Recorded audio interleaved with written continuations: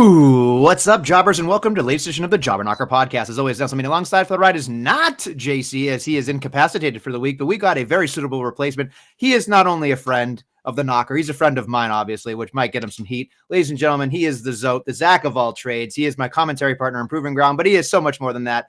Zachary Levaye, thank you for coming into the Jobber Knocker. It's an honor to be here, to be riding with my OG tag team partner in the commentary world, Obviously, like you said, we couldn't have JC, so you turn to the ZOAT, That's what I'm here for. I do it all. So I'm glad to be here on the Jobber Knocker. I guess that makes me low-key a jobber, but we'll figure that out when we get to it, You probably don't know this because we've been going a very long time on the Jobber Knocker. I think it's been 8 years. We're almost at 500. We love jobbers, and we're trying to reverse the stigma of what people think when they hear the word jobber. So I think a lot of people get that lost in translation. But what I'm really excited about is that you are watching a lot of wrestling. You travel to a lot of shows on the weekend. You work wrestling shows as well. But what I'm really excited about to talk about is that you were in person last night in Boston at the TD Garden to see that Raw, especially with the John Cena stuff. So this is a lot to talk about, a lot of going-ons in the wrestling world. So I'm always interested to hear your take on a lot of stuff because, again, first person. I don't know if you're at second or third hand. This is a first person. I saw you hanging out with our buddy Mark, I think, too. So. Yeah, no, that was an insane time. Like, it's one of these things where everybody wants to talk about ticket sales. They want to talk about ratings. They want to talk this, that, and the other thing.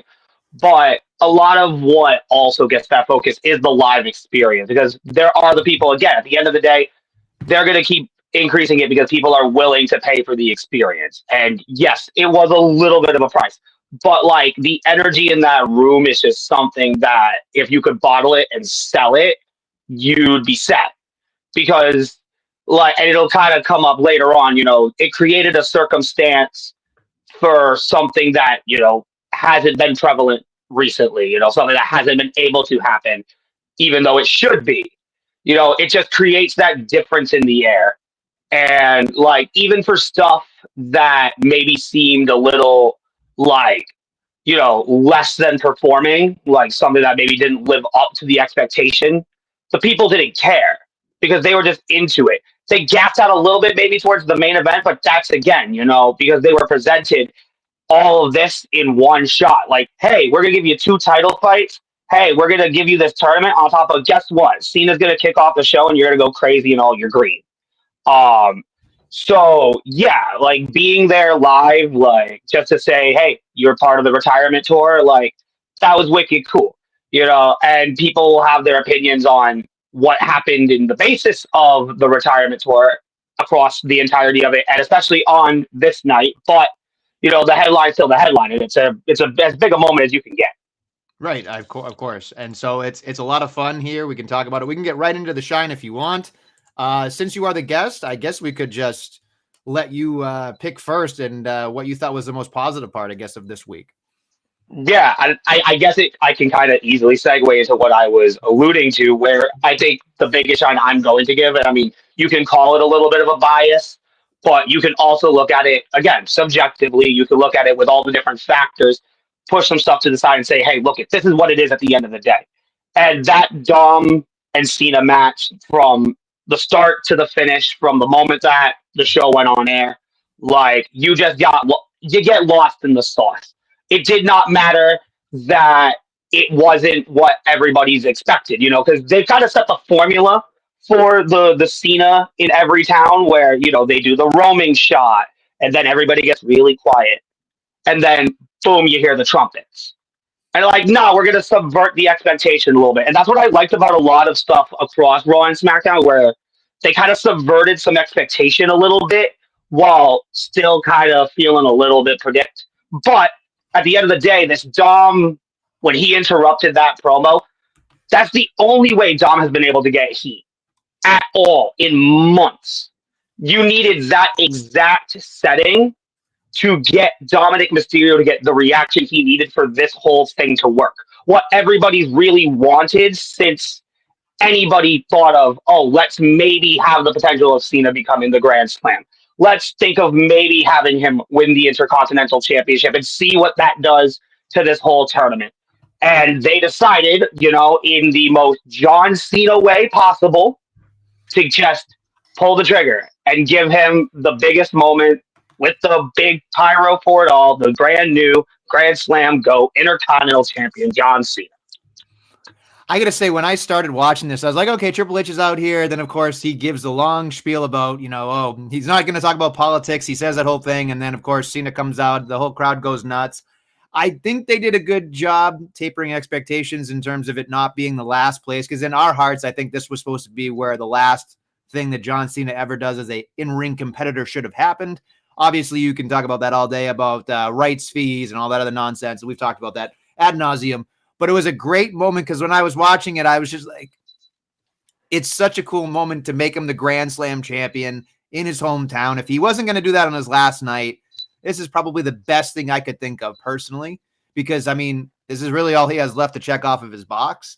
And like you said, the match was sort of like, I wouldn't say pedestrian. It was just standard Cena stuff. But the pomp and circumstance and the moment of it all and being able to wrestle in front of his family, his friends, and they went out of their way to show Cushing Academy, where he went to high school, and then the Springfield College, and then just West Newbury. They went and they did all the shots and the live shots. And I just thought that was like, they made it feel really big for him. And I think that's what I loved about this was it was big. It was the best thing they could do for him.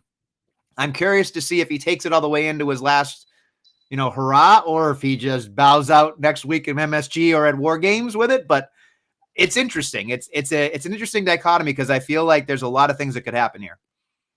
Right. And even we talk about like it being the Cena match, but I honestly want to give a lot of praise to Dominic in this match because like the way he was able to take it and like make it a different psychology. Like this wasn't one of the matches that Cena's been having recently where it's like finisher, finisher, finisher, shout out move, shout out move, shout out move. We're gonna hustle it. Like no, like they worked at a pace, and Dom used it to his advantage. And this is the only match I've seen that I can think of that there were like 3 double downs. Mm-hmm. I couldn't tell you matches I've seen that's had 3 double downs, but it's because Dom literally had it in a way where it's like, okay, I'm gonna counter the 5 moves of Doom here, and that's gonna gas him, and then we're gonna do the double Eddie spot and have the most comical wink of all time right next to Undertaker's laugh at SummerSlam.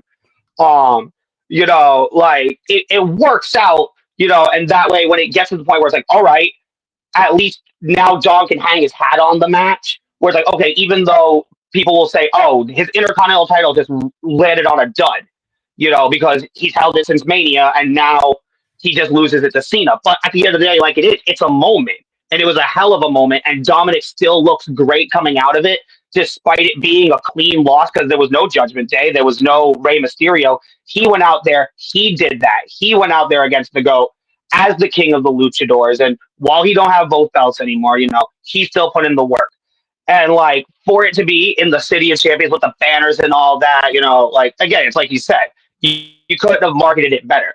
And now it creates that uncertainty where it's like, okay, does he hold it all the way? Because now it puts that much more stake on the tournament for whoever wins it if he holds it all the way to Saturday's main event, which leads me to some opinion that I might get into when it comes to the heat, but we'll get to that when we get there.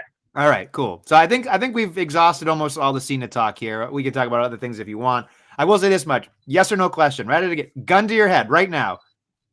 Does John Cena deserve a banner in the TD Garden? You don't give it to him. Why not? He's worn enough of these colors, hasn't he? Like, I'm pretty sure he's brought home as many championships as the teams who have banners up there. Like, if they had given him a banner for every world championship, you probably could have been in line with the Celtics and the Bruins throughout the years. Mm-hmm. So, you know what?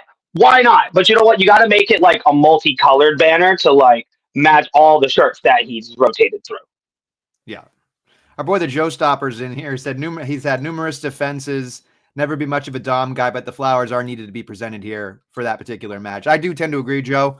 I think this is my big thing, and I'll oops, sorry, I didn't. Go ahead.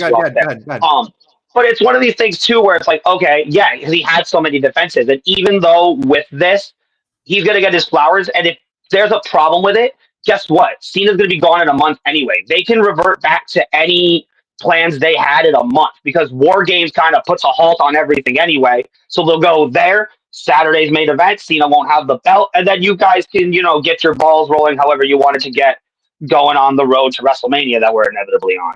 Hmm. I kind of hope he stays away from War Games, I'll be honest. But maybe he wants to compete in one. I don't know. But yeah, I mean, it would be a hell of a thing to hang his cap on, especially with some of, the people that are inevitably on this team. But I would also not want to have him break himself before the 13th. Right. I mean, he's that close to the end. Yeah. I mean, it's pretty ballsy to put him into something like that. But anyway, there's a lot else we can get to here. I am curious your other thoughts on things, but I will say the one thing that I did want to bring up that I thought, since we're here, we can talk about it. Yeah. On Friday, we've got 2 more Cena The Time Is Now matches. And on Monday, we also have 2 more matches. Right. But they have question marks. And so I'm intrigued by this because it's a way for us to tune in and get excited. It's a way for us to speculate. Does that influence you as a viewer at all, Zach? Or is it like one of those things where you're like, I just watch it anyway? So what do you mean that in terms of like, would I care if I knew ahead of time who the people were wrestling versus? No, I mean, it's still one of these things because especially where they put the hanger on it. They put the stigma on this whole tournament where it is an open door. I mean, to an extent where, we're not getting unrealistic here. But like anything can happen in this tournament. So it gives you that sense of intrigue. Like, all right, who's going to step up to the plate? Who wants to take advantage of the opportunity of a lifetime? You don't have to be as in my face about it. There are there's 16 spots. You can be as in your face about it with 14 guys. I mean, I wish that maybe the announcements for these mystery spots weren't exactly Control C, Control V across Friday to Monday with Pierce and all this, because like it's literally open ball. I'm going to hold on to this one. And it's verbatim. So maybe you could have set it up a little bit differently, had it be something creative. But again, you got to get from point A to point B. And as long as, the payoffs are decent, I mean, who doesn't love a good intrigue? Who doesn't love a good mystery? I mean, Teddy Goods books shows without announcing a single match on the card and sells out buildings. I mean, so mystery has its intrigue. Okay, fair enough. I'm curious, what else did you enjoy this week? If we're making a jump to SmackDown, I very much enjoyed the open to main event narrative of Aleister Black and Cody, and that's something I wasn't expecting like at all going in, let alone to enjoy, because Cody to me has kind of like reached a point where it's like I wish some of these titles weren't so set in stone dictated. I wish that there was that little sense of fluidity where like someone could have a transitional reign or a hot potato. Like it's how I feel about Ilya with this US Open Challenge, which I'm also a big fan of right now. Him carrying, I didn't get it at first, to be honest. I was like, why is he keeping it? I'm like, you know what? Screw it, because it's Ilya Dragunov, and he does Ilya Dragunov things. But I really like this idea of Aleister Black kind of being this like championship assassin, where like he answers Ilya Black's challenge, and now you know what? I took out Damian Priest. I set him on fire. I'm red hot. Why don't I just call up the biggest dog in the yard? Why don't I go after Cody Rhodes? And I got my smoking hot broad of a wife with me. Like the proof is in the pudding. This could work. And he didn't lose. They did a great job in making him look great in that match. He had an answer for everything Cody Rhodes came at him with, because, Cody's just kind of being Cody right now until he needs the edge. And once he gets the edge on him, then, stuff starts picking up. But like every kick even mattered. Like commentary was putting it over throughout the match, where it's like, okay, even though it's this simple kick, it may not be the black mask, but every kick out Cody Rhodes, is exerting more and more. And they're really weaving that story. And then all the kerfuffle happens at the end. And it was the best way for all the top feuds on SmackDown, with it being the Black and Priest and Cody Rhodes, Drew McIntyre, for it to all organically culminate in that fight, rather than it being, okay, these are the babyface guys, these are the heel guys, they're all now just gonna fight. Like, no, like Aleister left his match after the referee gets claymored to go after the Eye. And now that leaves McIntyre in the ring to get puttered by Cody, leading to the suspension and all that. So it really created just like this great belt molding pot. And I wonder if the internet was enthralled as I was at Aleister Black fighting Cody Rhodes. I didn't know if maybe there was any of those, AEW stands like, oh my God, they're stealing our booking. But I think they nailed it on Friday throughout the promo itself and the match between the two. I mean, there's a reason why Aleister Black is now kind of getting the presentation that he is, and I think that if he's able to make the most of this, it's fantastic, and they're going to make a star out of it, especially with the Zelina presentation now. Yeah, I mean, I really enjoyed that whole portion of the whole thing. When I saw it, I went, sign me the fuck up, because it was great. And then, of course, as I'm watching it, I'm thinking to myself, the main event, it felt like Drew was going to get involved. And I thought, originally it was like, oh, we'll do a tag match next week. That makes perfect sense to me because two feuds together, it just made sense to me.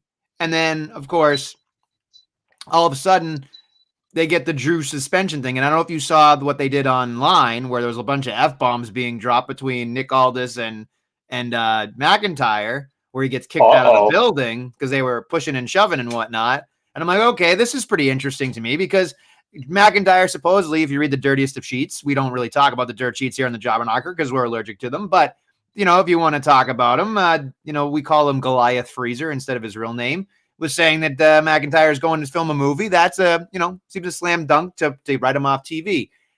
But I like that Black is kind of a whatever. But now that we have War Games, it pisses me off because now both championships are in there.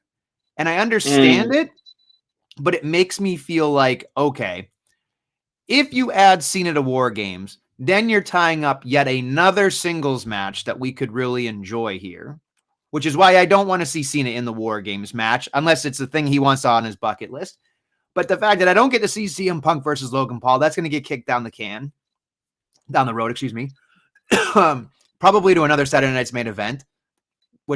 Or you know what I mean? Or at the Royal Rumble, which is January, which is again 2 months away. That's a lot. I mean, we have to elongate. Yeah, and who wants to elongate this? Because it's one of these things where, oh my gosh, thank you WWE for giving me something that I genuinely enjoy, which is CM Punk as the World Heavyweight Champion, and then immediately have to throw me a Maverick into it, and I'm like, all right, let's just get through this. But now, like you said, we got to go through War Games first, and it's like, geez, as if I was trying to get into that Braun Breaker and Bronson Reed group. Now it's really hard to. Yeah. Well, that's interesting that you say that, but it's really interesting because War Games is weird. It could be 4-on-4, it could be 5-on-5.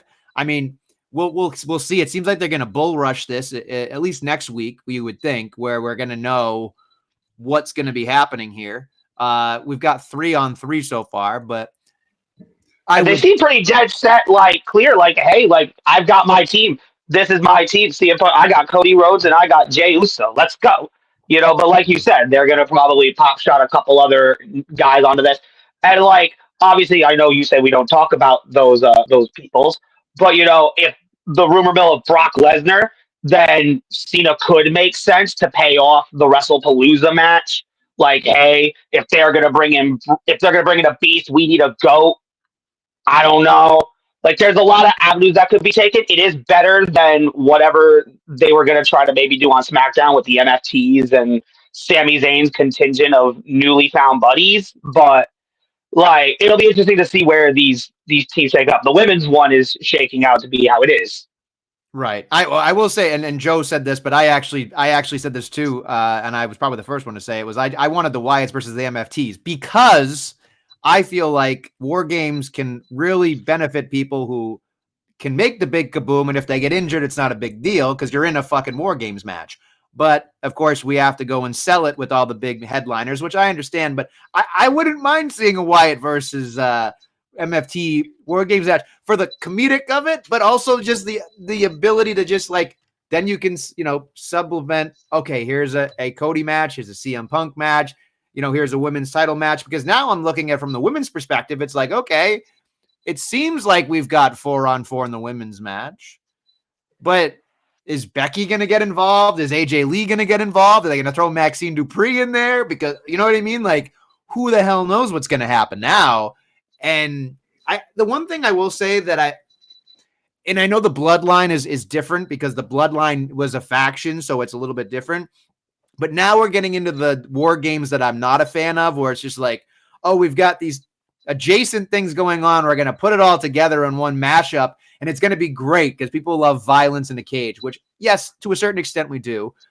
But I also want to get involved to a point where I actually want to see something dramatic happen. And I feel like sometimes we're just like, let's just throw shit at the wall. They'll buy it. People love us. We're fine. No. Yeah, and I really like that you brought up, like, because I didn't even think about it in the sense of the championships, because, like, obviously they've kind of just been known to throw whoever the top guys at the time are into the war games. But, like, it feels like, and because again, you bring up the MFTs and the Wyatts, and John, my brother, is a big Wyatts guy. And even he's like, I would have taken that just for the simple fact of it being something different, letting guys who wouldn't normally sell a match, and put some stake behind it. But like you said, they got to do it with the biggest names possible and all that.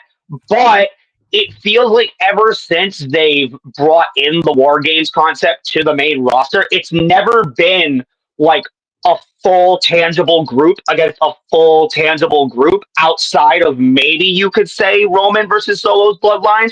But even then, they obviously had the CM Punks and the Bronson Reeds added. It's never been like, it's either been the big dominant Judgment Day or whatever against whatever contingent of baby faces, or the bloodline against a baby face cumbrant. And it never truly feels like just two groups going at it to then let all those other top people fill out a banger Survivor Series card. At least we have Saturday Night's main event where we're going to have, that little bit of main roster versus NXT, to have that true feel of like, all right, this is a clash now. These are like, matches that'll just be able to breathe and have fun. But, they gotta star up the War Games matches because, like you said, they gotta make their money. They gotta sell their posters and their ESPN deals that no one wants to buy into their corporate overlords. But hey, they're still breaking records. I do have a quick question, and just make it quick. Is there so Gabe says, give me Punk versus Cena at MSG. So I don't know. Do you go back to the well? I don't know. I feel like they're not going to go back to the well right now, but that's an interesting take. I like it. But we'll see. I will say this much. I want to ask you this. Do you, really quick? Yes. Do you subscribe to the ESPN thing to get the PLE? I do not. I do not have the ESPN. Okay, because I don't either. And I'm thinking to myself, this is the first time in my life where I've just like kind of stopped. Like I watch what I can and I find my own ways to it. But like, right. It's one of those things where I feel like it's really hard for me to sit there as a fan and go, hey, I'm going to spend an extra $30. I can't do that. So. Yeah, no, it's become one of those things where it's just like, why am I gonna? Like, it's become so accessible in other ways anyway. And like, they're going to tell you all about it. Like, at the end of the day, like, as long as you're connecting the story threads, it's still the same enjoying experience. It's just a matter of, like you said, like, why should I have to chill out this extra for something that has been, regularly made to be consumable, made to be for a wide vast, and now it's like, okay, nope, we're going to strain you for everything you're worth. And it's like, no, I'm worth a little bit more than that. Like, give me something worth that $30, like, make me really want to be invested in it. Because like you said, where this whole War Games thing is, right? Like where you'd want something that's got that juice, that little bit of like, but it's like, no, it's just, here's these couples and now we're going to sell it. And they're going to make it. And it's going to be good because of the people that are in it. But give me a reason to really want to buy it. Have that urge of like, I can't miss this. Right. Absolutely. Is there anything else that you want to put in the shine before we move on to the heat? Let me. The match may not have been the greatest, but I think it served its purpose because I am loving what I have deemed the two Canadian power trip of Ethan Page and Chelsea Green, now holding a United States championship, a Canadian championship, and a Mexican championship. They are the true embodiments of North America. Pledge allegiance. So a lot of people are pissed off about Julia losing in a jobber alert, as we call it. 3 minutes or less, or your pizza's free. And when I watched it, I loved it because my thought was nothing against Julia. I know there's a lot of people here that go on the program. They're in the chat. They like to give me shit all the time that I'm not a big fan of Julia. I'm saying I'm not as impressed with the WWE's interpretation of Julia. I feel like in NXT, they did a great job. Main roster, not so much. Feels like Bruce Pritchard doesn't like certain people. It is what it is. I think she's great. Someday we might come back and discover this 3-4 years down the line where she's got her groove back. But when I saw what was going on with Ethan Page and Chelsea Green and even like just having Alba Fire there, the whole kit and caboodle, I thought it was wonderful. And then the fact that they won the AAA mixed tag team titles, I was like, okay, this is great. And then she got cream pied, as she said on NXT with the Joe Hendry stuff, which I've never been creamed like that before. And the video, if you haven't gone to see Joe Hendry, that was amazing. I thought he was down and out. I thought he had already peaked, and then I saw that. Wow. Yeah, because Cardona says it's fine. Yeah. But what I want to say is Julia is a great wrestler, but there's not an all-around emphasis on the character. They tried with Kiana James. To me, it's not working just yet. We know that they've caught lightning in a bottle with the Ethan Page and the Chelsea Green thing. This makes perfect sense to me. And it really doesn't feel like they're putting enough emphasis on the Women's United States title anyway. So let's give it to somebody that we know can elevate it to a point where it's going to be different places like AAA, like NXT, like SmackDown. And then that way it might give a little bit of the rub, a little bit more of the luster to it, to give it a reason for people that make it feel like, kind of a shit title, maybe a reason to watch. Yeah, and she can do what Ilya and Sammy are doing for the men's title, where, like you said, it's going to be super active, so it's going to be represented. Hell, it could be defended on those other brands. Hell, go take a sit in TNA and defend it there while you're at it, Who's going to tell you not to? And for the people who want to complain about Julia losing in a jobber match, guess what? Julia's going to be fine because Julia is an amazing performer. At the end and here's the thing, the match itself for 3 minutes, and this is where, I'm glad, honestly, that both Raw and SmackDown were more wrestling heavy than they were segment heavy. Like, if you look across both shows, I think it's 3 total, 3.25, because we'll get into the heat when it comes to the, one-line in-ring promo segment we had from a particular lady. But, Alba Fire interferes first, but she doesn't do anything. So, all right, babyface-ish. Then Kiana James is the one who actually physically gets involved as the heel of the situation. And Chelsea Green, while she cheated back to the already cheating to snipe the championship that she's always felt is hers. And now this opens up Julia to do other things like freshen up the women's championship scene, that's kind of had a rotating pot. Let her expand her horizons and do things with other people that aren't just Chelsea Green and Zelina Vega. Let Chelsea Green just be entertaining with Ethan. Let them do this belt collecting gimmick. Hell, tease a fight with Mercedes Moné just for shiz and giggles, because that's what the internet do. But this is just fun, and Chelsea Green is fun. And that's what wrestling has to be sometimes. And you know what? If it comes at the expense of Julia laying down in 3 minutes, guess what? She'll pick herself up and have a 15-minute banger in a month anyway. Fair enough. Zach is, what does it say? Joe says Zach gets the no Julia slander edict that Nestle has never respected. Look, I don't care about what people think of Julia because my opinion is I'm unimpressed with the WWE presentation. Like I said, fantastic wrestler, but in my opinion, when you want to get to the WWE, if you want to get to the tippy top, you can't just be a good wrestler. You need to work on all the other aspects of the whole presentation. And personally, for me, I think she's been lackluster comparatively to what else they've been doing with other people. That's all. So. Right. And even I thought it was strange that her and by proxy Vaquer got called up as quick as they did.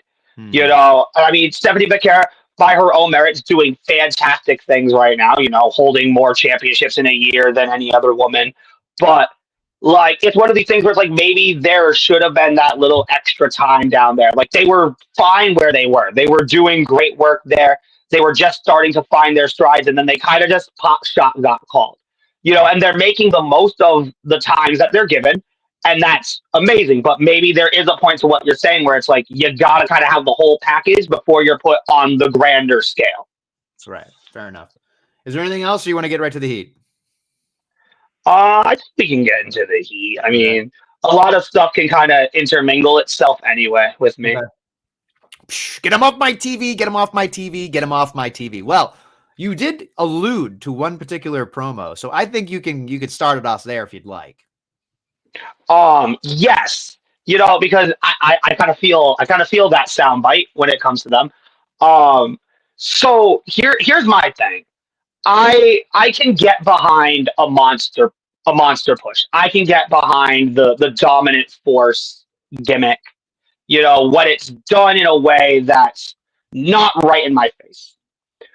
But when Jade Cargill comes out here, the new champion after Saturday's main event, and the only thing she has to say is, "I'm that bitch." Excuse if I'm not allowed to swear, but it's her words, not mine. It's okay. It's okay. Because I sit here and I watch that and I watch the way she does it. And I said, well, what makes you that bitch?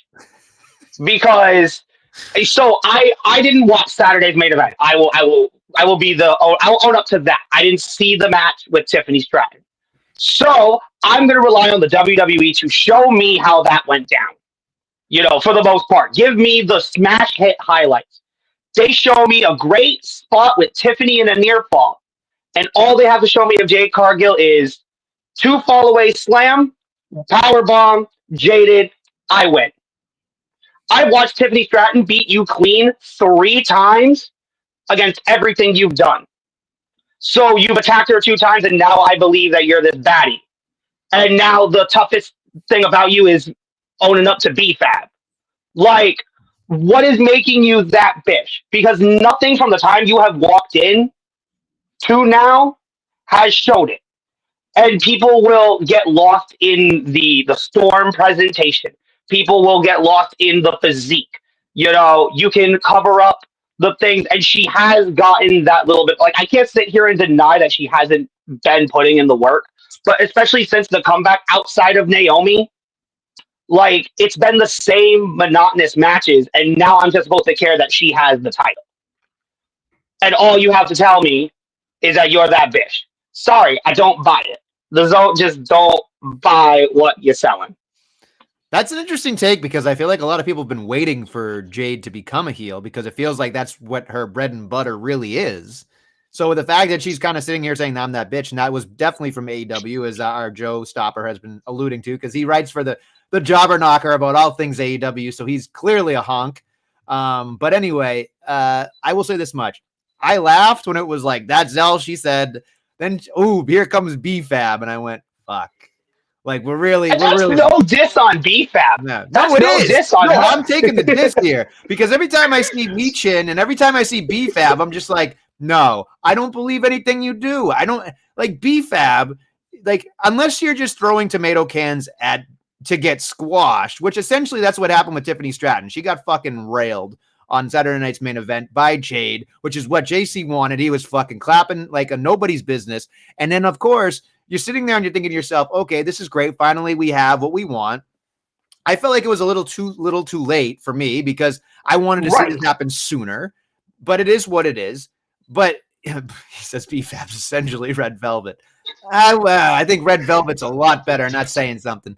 But look, I think we're in this weird vortex of, like, we don't have our stars on SmackDown for the women's division. We're waiting on Bianca Belair, probably for the Rumble.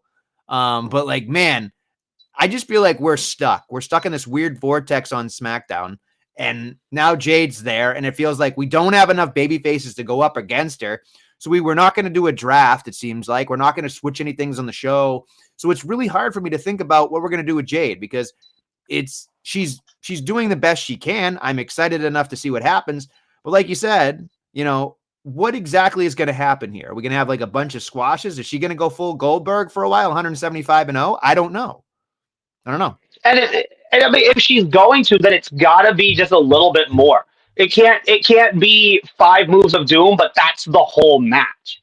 Like, because that's why, like, that highlight thing, like, was such a prevalent point for me. Was it's like, this is all you have to show for this person that you're putting all of this into. a couple fall away slams in her finish. So it's like, what more is she going to do against anybody that they can put with her? Like, because like I mentioned earlier, maybe now this is the opportunity for a Julia. I mean, I know she's a heel, but like, just freshen up the division. If Jade's just going to be I'm going to fight anybody, let it happen.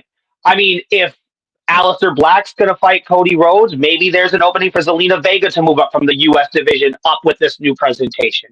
But I mean, does anyone want to see that match right now? Maybe not. But if you give it the right amount, and again, but it's Jade Cargill as well.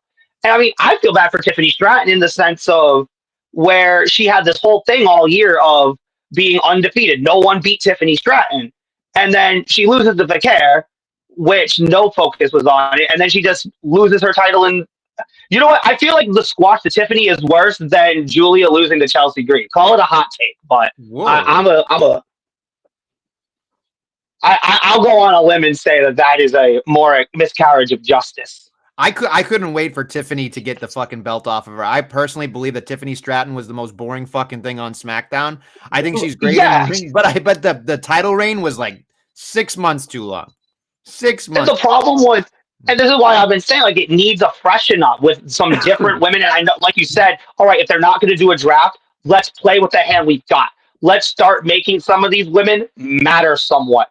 Because here's the thing, Tiffany Stratton, the reason her reign sucked is because she had 5 matches with Jade Cargill and 8 with Nia Jax. Don't quote me on the numbers, but that's what it felt like, because it was 6 months of the same 3 women fighting over this title, either in singles or 3-ways, all with Tiffany having the championship.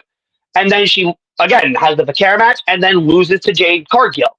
So it's not even her own fault. She had no other stories to tell.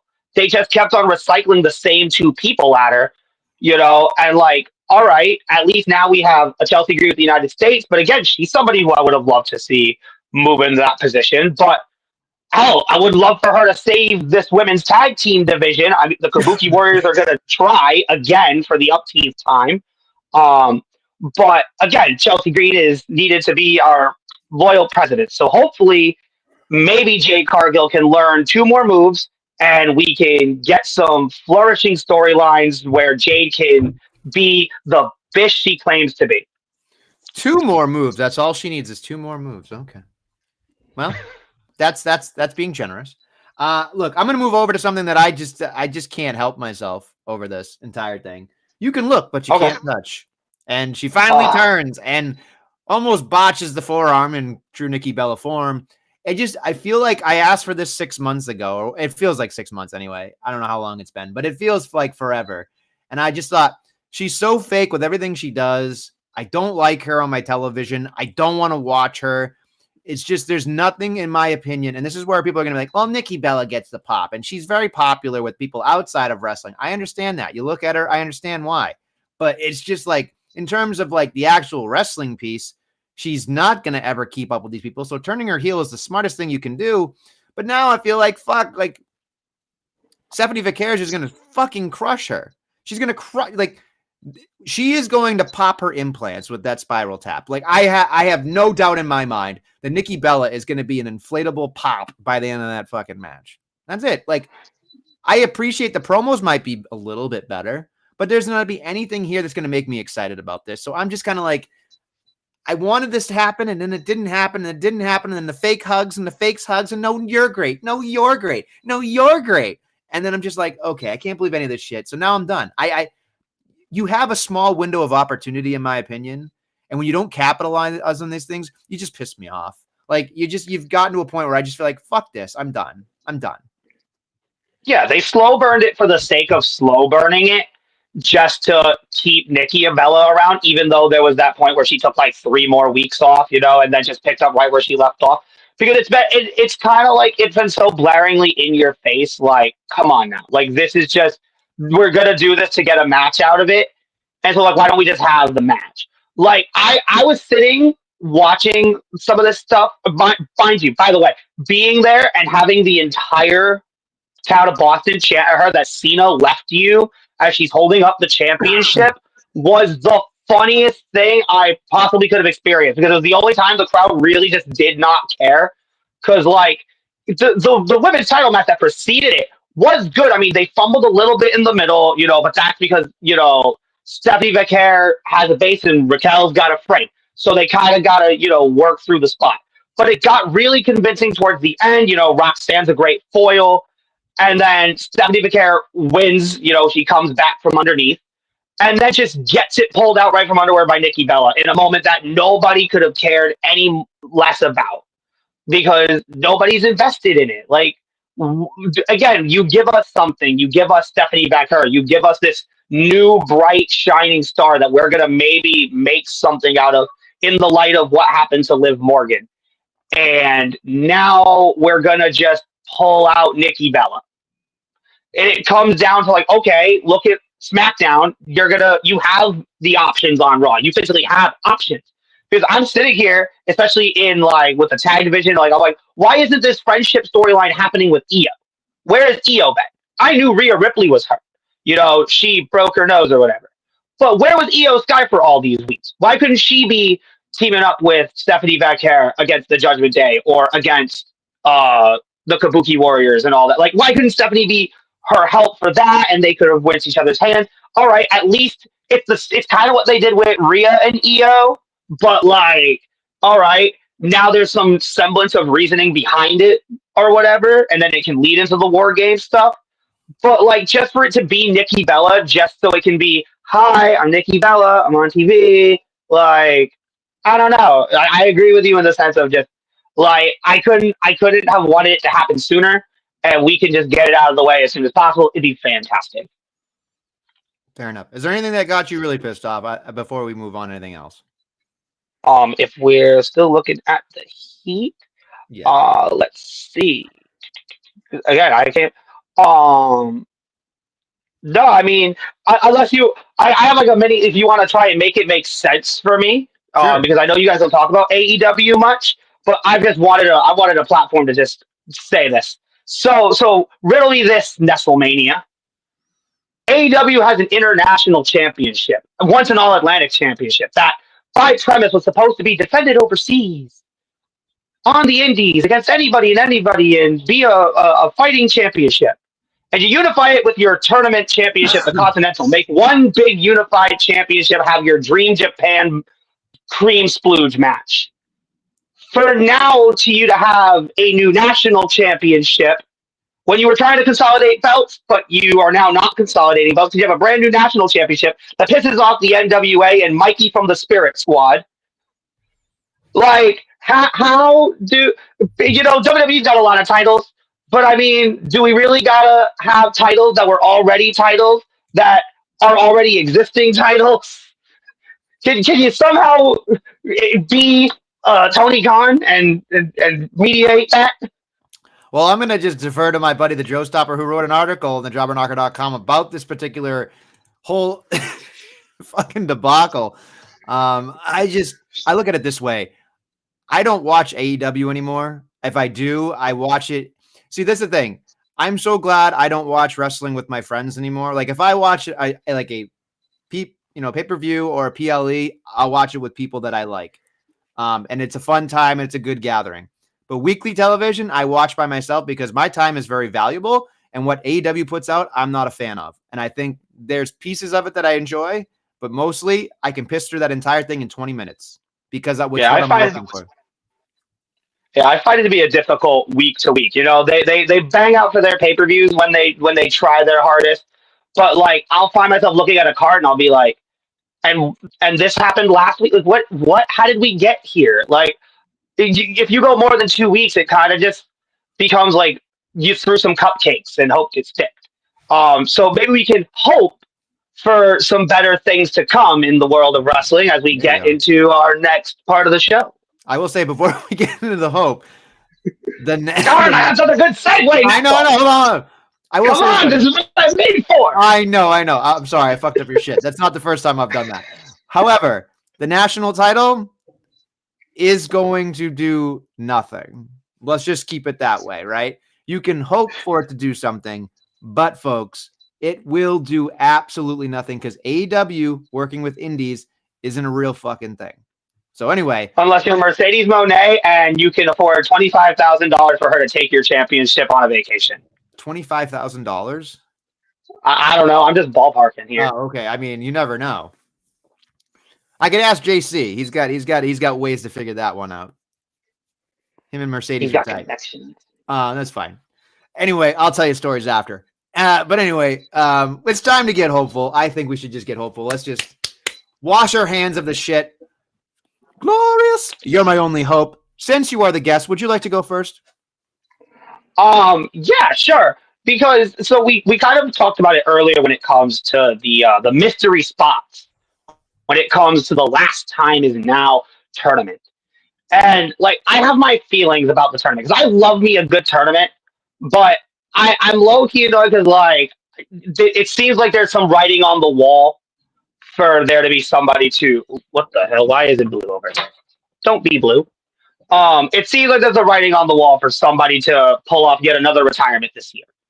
And so it makes me feel bad that like 15 guys are kind of going to get canned for one guy who doesn't really need it, especially now that the Intercontinental Championship is involved. But if I can put on a fantasy booking cap and, really just hope for a shining light in this tournament, right? Because people will say, oh, look, there's Joe Hendry. He's going to be on NXT. And, oh, they're going to be in MSG. Let's give them Matt Cardona. All things I would very much enjoy. I love those things for the sentimental reasons that come with those. But in the world of wrestling, it's not a work until it isn't, in my opinion. And I mean, there is a certain killer that could very easily, maybe, somehow take a break from his few bookings he's got to pull off some snipes in the tournament, maybe a carrying cross, becomes this big bad, you know, and becomes John Cena's final opponent. And you know what? He's so disgruntled with how he was handled that he's going to be the one to ruin wrestling. He's going to be the one to ruin John Cena's retirement. And maybe steal the Intercontinental Championship. Who wouldn't love another Punk blow the kiss moment at the expense of John Cena? All the prospects are there because they kind of already sniped some fantasy away from us with the first round. But I won't say, I'm not JC. I don't know Beth, but ZOAT's got a pretty good guess. Fair enough. I mean, this is where JC was like, JC's hopes come true. Hashtag JC knows, all that stuff. So maybe the ZOAT is the GOAT who knows too. You know what I mean? Like, I don't know. It's the ZOAT who knows. The ZOAT who knows. The ZOAT who knows. Look, I love that. I would shit a brick if he showed up. I just feel like, I think you're right. It would lend itself to feeling more legitimate and genuine without it being, oh, it could be a TNA guy. Oh, it could be an NXT. It's a Joe Hendry, but he's already signed a like Matt Cardona has been there. Like you know what I mean? Like if it's like some people were joking that it was going to be Jericho, and I went fucking A. If it's Jericho, and Jericho's in my top 5 for the longest time in my life. Like one of my favorite people that I tried to patent myself after. Just a lot of things he does entertainment wise crack me the fuck up. But you're doing it now, and I'm just like, fuck, please no. Like, I don't want Jericho anywhere near this fucking thing. So it's very interesting to me. But I do agree with you. Just keep us on our toes throughout this entire thing. Yeah, the same way you are with Jericho. Like, and obviously, I hear the rumor mill. Everybody says about Adam Copeland. And Edge is my number 1 favorite wrestler of all time. But I'm not going to sit here and get my hopes up with unrealistic expectations. Like, people want to say, oh, they wrote him off TV so he could maybe make a deal and Andrade's contract. But it's like, no, guys, whether he's filming a show or he just wants to be home with his kids, the fact of the matter is, especially now that it is a tournament, like, I think for a fact that if it ends up going the way that it's been proctored to go, they could have easily just told a great story between Boston and Washington, D.C., with that person being this, like, video game-esque final boss that isn't The Rock, because hell, if it was The Rock. But, like, you could have just told that story and had him fill the gaps. But now it's just going to be at this tournament. So it's like you said, like, let's just shake it up. Let's play some hands. And you know what? If it creates a crazy freaking final, then so be it. Like, let's, in a world where, like, again, like, there's the Jey Uso is always the answer. Let's maybe change the test. Let's, put over some red ink and let's, challenge the boardroom. Fair enough. Fair enough. Again, ballsy take. I like it. I like it a lot. My hope is very, very, very simple. Drew McIntyre is suspended indefinitely. I think what you said earlier really makes sense for me. I mean, JC is the ultimate Cody guy. I mean, if literally his ass could be right in JC's face and he'd just kiss it all day long. He loves some Cody. Number one Cody honk. I understand Cody's purpose. I understand Cody trying to be the guy. All that aside, I think Cody needs he needs some type of obstacle, because that's what it feels like with Cody sometimes, is there's just not enough obstacles in his way that are truly feeling like he's losing. I want to see the final boss come back and just stare down Cody and said, look, you already told me to go fuck myself. You already told me you weren't going to let me have your soul. That's fine. Someone else has. Reinstates his favorite person, Drew McIntyre. Impromptu match. Boom. Drew McIntyre becomes the undisputed WWE champion. Cody then has to chase, which I think Cody is a better chaser than a champion, in my opinion. Again, QB1, you can give all that shit away, but it always feels like he's less than every time Roman Reigns is in the room.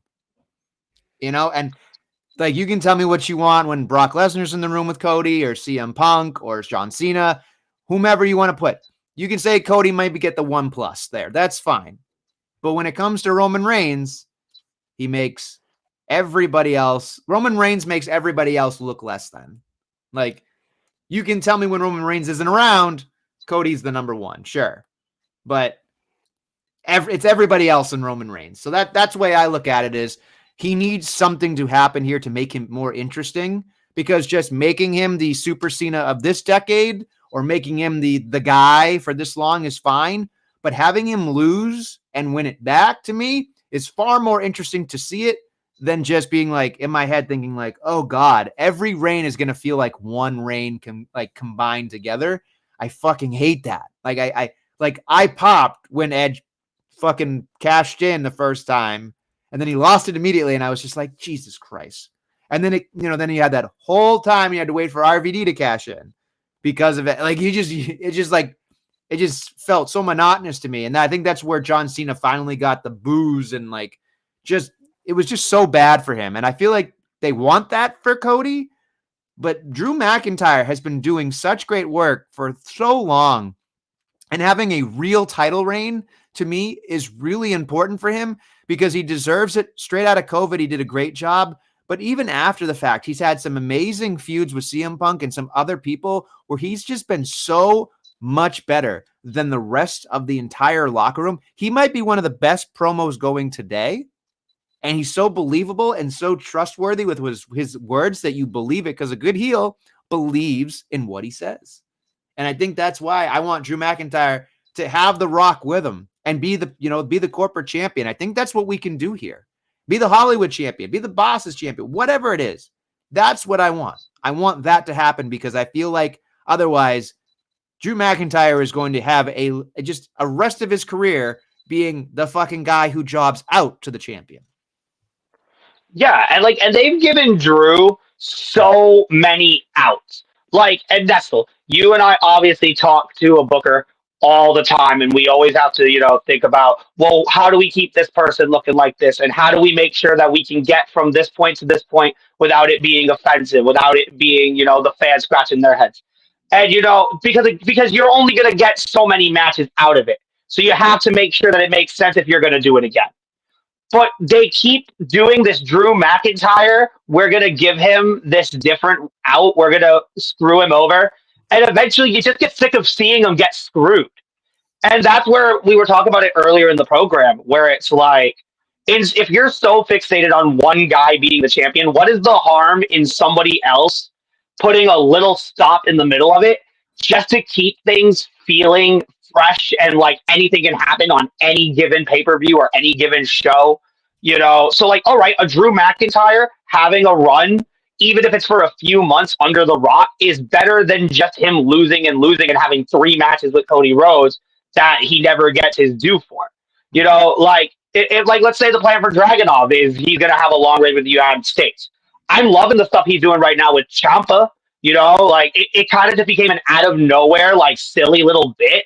but like it's making for some engaging matches when it comes, because they're making 1 week long stories that are now it's changing like Chelsea Green's red, white, and green. What's wrong with red, white, and Goldie in the middle of Dragunov just being this mid card killer? That you have to like fight tooth and nail to get the belt from, and if you're not careful, he'll come and snipe it right back from you. Because people thought that maybe he was too fast given something, but it's not like he was given the WWE Championship. He wasn't beating Cody Rhodes. He beat Sami Zayn. Drew McIntyre is somebody who has believably beaten Cody Rhodes, could beat Cody Rhodes, tell a convincing story with Cody Rhodes, and do exactly like you said with that final boss. The same way that it's like, again, you don't have to have all this stuff just to get to what we know can be great. Just tell it to us in an organic way and let us let us react. Let us feel like this is an ever shifting piece of pie rather than one stale piece of cruddy dessert that you try to feed us that is delicious. Are you hungry by chance? I may have a case of the munchies, I was gonna say, like, you said a cupcake. You've said this. Like, I'm just wondering if you're like literally trying to stuff your face after we're done with this. That's all. Take a shot every time ZOAT makes a food related pun in this podcast. I'm waiting for the pen to fucking show up and be like, I'm good. I'll throw one more mini hope in there while I'm talking about championships. I could really use a refresh and just throw something at it. I love tag team wrestling. I'm a sucker for it, and I'm glad that SmackDown has a decent division, despite it being kind of a mess right now. But like, gosh, these Raw titles need a saving. Like, let's put them back on the New Day for Pete's sake. These guys keep like, how you said earlier that when a heel is right and they're justified, that's when it's good. The New Day have literally been able to cut the same promo for like 4 months because nothing has changed, whether it be the Judgment Day or now AJ Styles and Dragon Lee having nothing to do on Monday besides pitch Adam Pearce more tag names before having to do a different part of his job. I hope that the world can just love tag team wrestling and maybe put these titles on a real team and get the Creed brothers back, and maybe even move the Motor City Machine Guns over to Raw. That would be fun, considering they're kind of just in that parading pals along with Sammy and Nakamura. Let them be this foundation for the Raw tag team division. Let them have bangers with the New Day and the Latino World Order. Because Cruz del Toro is a hell of a talent. Mark my words, that is a ZOAT thing right there. Cruz del Toro. If you watch Main Event, nobody watches Main Event. My goodness, you watch Main Event? You've got too much time on your hands. No, but I was live for Main Event twice this year, and you know what? LWO have tag matches, and Cruz del Toro does a lot of fun stuff. So you know what? Strap that guy. Jesus. And Joaquin Wild by proxy. Sure. I mean, Dragon Lee can be tag team champions. These guys must have something to do. You're full of something today. Anyway, we should get to our comeback this week. I'll go first. My comeback, easy peasy, lemon squeezy. He's my favorite in terms of just random things he does. A national treasure. No, a world treasure. One William Regal with one simple word. War Games. I just thought it was great that CM Punk said Regal. He showed up. I, like a little kid, I was so giddy. I was like, there he is. There he is. He's gonna say the thing. He said the thing. And he said the thing. And I was just so happy. And I mean, he's literally gonna show up every year just to say the one thing. He's like Santa Claus. I believe in Santa Claus, and I believe in Joe Henry, but I also believe in William Regal. So, I will always love William Regal because he's such a great entertainer. So he gets my comeback. Yeah, and I love it too. That Monday was so full of nostalgia between the Eddie Guerrero shout-outs and now Cena and Punk being champions in the same era and William Regal. How can you just not have fun? It almost feels like Ron Simmons. That's what William Regal, he comes in once a year to say his one word, War Games. And then you know what? It doesn't even matter that some of these teams don't make sense. You just get hyped because it's 2 teams in 2 cages, 2 rings, going bazonkas. And somebody who loves to go bazonkas is Mr. Old Big Bazonka Nose himself, because he's sniffing his fat stats, is my Lord. big comeback, degenerate turned corporate man, the COO, Triple H, back on our screens, back in the spotlight that he claims he does not want, even though he is front center of the poster of WrestleMania, even though he took 20 minutes of Cena's speech. You know what? When the King of Kings music hits, it's still fun because it's Triple H, and you just feel that sense of, WWE is okay. Even though you can look at what's bad, you can praise what's good. But the fact of the matter is, it isn't just, painstakingly stinky. I mean, a lot of their practices are painstakingly stanky, Jesus. but at least you can watch the television program and enjoy some of your favorite characters. You can enjoy the pomp and circumstance. You can enjoy all the pageantry, and that comes from the mind of one cerebral assassin, Triple H. Wow. I'm just curious how you felt about the fact that there was a Triple H suck sign right behind him as he's talking, because I started howling at that. I was just like, Jesus Christ. I was taking one still image of the wide of where I was with that, and on the screen above you can see Triple H with the sign, and I lost track of half of what he said because I was too busy laughing. I'm like, dude, there's literally guy on camera. This is great. He's just doing his thing, and it's like you could have did the water take to that. It would have been fantastic. Just held up the sign, spit out some water, it would have been hilarious. My goodness. My fucking goodness. Wrestling, am I right? I know, right? There's so much going on. So much going on. I'm trying to figure out in my head where else we can go. I guess we should just go to the big old finish at this point. Big old finish here. I guess on Friday we've got a couple of John Cena matches. I'm guessing here we've got. It looks like the Miz versus Jey Uso, supposedly. Yup, that was. I mean, I'm going to say this: the Miz had a fire fucking promo on Friday where he made himself feel like he was back in the saddle. He reminded us who he was, and honestly, I'm so sick of Jey Uso. I know Jey Uso is probably going to win this matchup, but I would just keep giving us the swerves all the way to the end here. Give me the Miz beat Jey Uso, and I will be a happy fucking boy. I know we're gonna go back to the Yeet Master, but man, I think the Miz deserves at least a semi, if not being in the final. I really do. Dude, honestly, I had that promo in my notes because he was preaching. Genuinely, the Miz has been here doing it, and now he's kind of, like you said, he found that saddle and he rode like his wheels were never gonna fall off. I mean, I'm hoping for someone like a Carmelo Hayes to be in this tournament, because again, you can call the zone a little biased sometimes, but I'm a sucker for a former Casanova, and for him to have the Boston Boy match of the century would be amazing. If they somehow work Mello into this because of the Miz thing, it'd be cool. It's like you said, it's probably gonna go to Jay, and if it's because of Mello, then so be it. But I would love for that swerve of just you know what, let the Miz just have the upset of you know what, everybody said I never deserved to beat John Cena at WrestleMania.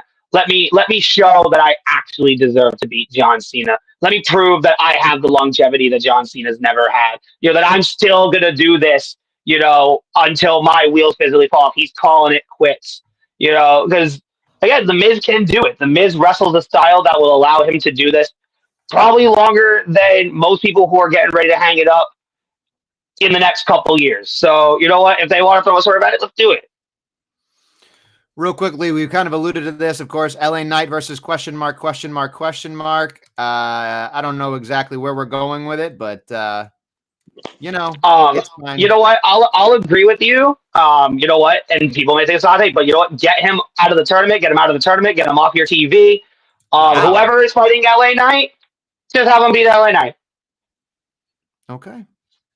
Okay, fair enough. I think LA Knight is a dark horse here to get to the end, but maybe that's what we're doing here. Maybe this is a launch moment for LA Knight if he beats John Cena. But I feel like a heel needs it, right? I mean, that just feels like what we're doing here. Or just somebody that you could again, like LA Knight could easily, like, he could have just been the guy that got slotted into that World Heavyweight Championship position when Seth Rollins went off.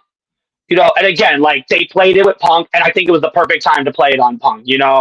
Especially, like, the whole thing is Seth Rollins says, as long as I'm around, as long as I'm breathing, you're not the champion. Seth's not here. He can be the champion now. That's great. But LA Knight can have his moment. LA Knight's gonna be there. Like, this could be something that literally makes an entire career, or at the very least gives that poetic justice to the career of John Cena. LA Knight just doesn't do it for me. Like, he's had some hoorah with Cena. Like, they got to have that whole stuff with the bloodline and whatever, but, like, sure, that's great. Now we move on to Monday, where apparently Becky Lynch and Maxine Dupree are going to go at MSG for the Women's Intercontinental title. Real quick, not a long explanation. Do you think that Maxine Dupree gets the big dub in MSG? I don't see her winning the title. I think this has been a really well told story, though. But I think Becky is just doing too much good for this title right now, really elevating that mid card championship prestige the same way that Chelsea Green's hopefully going to. I think this program did make Maxine, though. I think she at least now has some weight under her wings now, where she can take that into something. But I think Becky Lynch is going to keep it. I just feel like Triple H loves the shock value, learning from Mr. Shawn Michaels, who lets him cook in NXT. Maybe I'm going to go out on a limb here and say, give Maxine a fucking try. I want to see it. I'd be down for it. I mean, you know what? Why not? Like, we've been saying it all night, why not throw a swerve at us? Give it to someone like a Maxine, and you know what? Again, you can treat it like Randy Orton. If it doesn't work, you can just take it right back off her. Like, it's not the worst thing in the world. Becky Lynch will be fine. Right. She's got problems with everybody else anyway, so you can just interject her into somebody else's. Throw her into War Games. She don't need the Intercontinental title for that. I mean, I could see AJ Lee costing her the championship next, because it's MSG. It could be a big moment. Although they poo-poo kind of Maxine there, but whatever. Anyway, the other two John Cena matches, we've got Gunther versus Javon Evans. That boy is bouncy. I feel he's going to get fucking chopped to fucking hamburger meat with Gunther. Gunther seems to me like the front runner to face Cena. So I'm not going to spend much time talking about this match. I just feel like it's going to be great for Javon Evans to get in there and mix it up with Gunther, but Gunther's on another planet. So that's an easy slam dunk for me. Yeah, he's gonna go from bouncy to swatty, like a bug, just smack. Because that's just how Gunther is. Gunther, and this is no slight on Javon. The dude's been killing it, the work he's been doing. But it is kind of a proverbial first round bye on paper for a guy like Gunther. Like, that's just the way the cookie crumbles. That's the way the Great Wall crumbles. Gunther will crumble things. That's just how it works. And finally, Solo. I can hope that it's not Gunther. Maybe somebody pulls it off, but we'll just have to see. It's Gunther. Let's just move on. And then Solo taking on question mark. People are saying Jericho. It could be The Rock. It could be all these things. I'm thinking to myself, it's probably going to be Bo Dallas or something like that. He takes the mask off. Yeah. Leave the Wyatts at home. I got this. Yeah, that's probably what it's going to be. Believe. It's going to be fucking ridiculous. No, I'm sure it'll be like Joe Hendry or something, but like, God damn it. Like, I don't know. I feel like it has to be something specific to Sami Zayn as well. So I don't know. It just feels like Sami Zayn's going to cost Solo. But again, we got to get through this first round first. So I understand. Yeah. I mean, I think, like, if Solo's not, the MFTs have their hands in so much stuff anyway. Like, does he, you could have him bow out at this point in the tournament and it'll be fine. But, like, if he decides to, maybe make it a run of spiking people like he did Cena to get to Cena while the rest of the MFTs, like, he's clearly priming Tama Tonga potentially to go after the US. You've got JC Mateo and Tala Tonga, who could be a great tag team. And then Tongaloa is Tongaloa. How dare you besmirch the name? Never besmirch the name of Tonga, though. You're right. I'm sorry. I mean, he used to ride on the back of the bike, and he's a big deal, Hey, JC would have your head for this right now. I'm just letting you know. Big Camacho fan, that boy. Big Camacho fan. It is what it is. Anyway, I think we've got pretty much everything we got to talk about. The one thing I do want to bring up before we leave, on AW this week, tomorrow, as a matter of fact, we have Blood and Guts. We've got 2 War Games adjacent things happening within 2 weeks of each other. And we also have 4 matches in War Games. It is fucking ridiculous that this is happening this close to each other. And I don't even give a shit about the Death Riders. So I'm not even going to get into it. But this is literally going to be probably the whole fucking shebang. They might throw a random match in there. But I'm trying to look and see what we've got tomorrow night. And it seems like we just got some random fucking just 2 blood-covered fucking matches. That seems it. That's it. I don't know. I mean, I'm definitely more invested in the women one than I am the men's one for the reasons of Death Riders.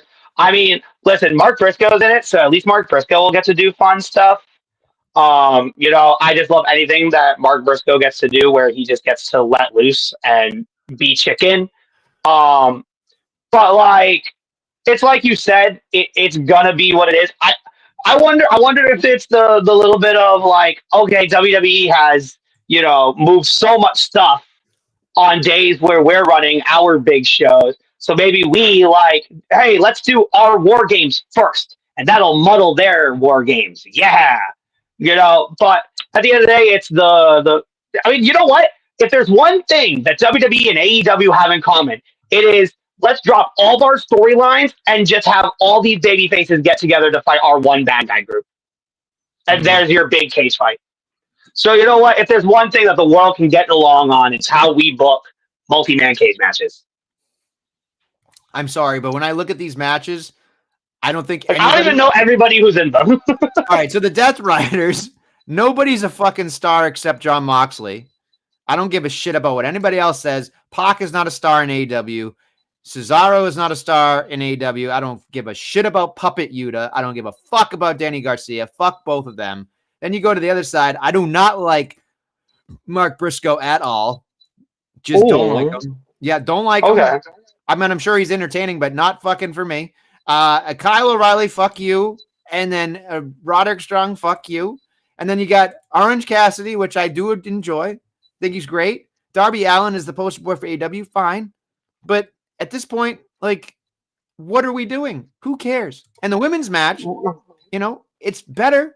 I think it's interesting. This is the first. I think I'm not 100% sure. Someone can correct me. I think this might be the first women's match. It would be the first women's Blood and Guts match. And they decided to add more people. But here's my thing, right? And again, suspending disbelief. If I was going to tune in, the minute you put Mercedes in that match, Mercedes cannot lose. So I know Mercedes' team is going to win. Like, that's, to me, it takes all the fun out of guessing because I don't see Mercedes losing, especially on television. Well, here's my thing with that, right? Because I don't remember if I've been to one and I still don't even remember the rules. Where it's like, it's one fall, right? Is it elimination? The match doesn't start until all combatants are in the match, and then it can be done by submission or pinfall. But I believe it used to be just surrender. So okay, well, because I'm saying if it's a one fall thing where Mercedes doesn't have to be involved in it, that you can literally just benefit any other storyline that's across those 12 women, and Mercedes has to have nothing to do with it before her title fight that she's got with Statlander. And like, just for the men's one, hopefully we can just beat the Death Riders and be done with it because they've just been dragging this along because Darby was on a mountain. So let's just have how many more of these stipulation matches can we have before they run out of spots to do with the same 8 people? Like it's like it really just becomes like it becomes the monotony. And there's no break in the monotony. It's just monotony. And if you want to make that phenomena, then, it becomes... And who knows what it becomes. Yeah. I don't know. I'll tune in because I want to see the kabooms, I'm sure. Because they'll go hardcore in this. But, man, this is going to be a rough one. Like, the process of Harley Cameron busting out the puppet in the Blood and Guts that would pop me. If there's a puppet spot in Blood and Guts, that is all I need for it to be, 5 stars in the Tokyo Dome. Yeah, I don't do 5 stars. I don't care about people's opinions, so it's fine. But anyway, I think that's pretty much it. Unless you have anything else you want to talk about, but I think we're pretty much covered. Yeah, I think we've exhausted a whole hell of a lot of wrestling together, and it's been great doing this with you, Mr. Nestlemania. Hopefully it won't be the last time. I appreciate you. Hopefully I didn't suck too bad. No, you got a lot of good comments, and nobody came after you. Usually they come pretty hard in the comments. So thank God they didn't. They were gentle with you this time, Zachary. So it's fine.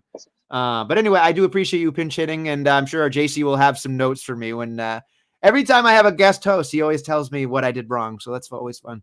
He'll probably give you praise because that's what he does. He loves other people, just not me. Anyway, I do appreciate you stepping up and doing this. It was a lot of fun, and I appreciate you as always. Anyway, thank you for listening and watching the Jobber Knocker podcast. We'll be back next week with some more Jobber Knockery.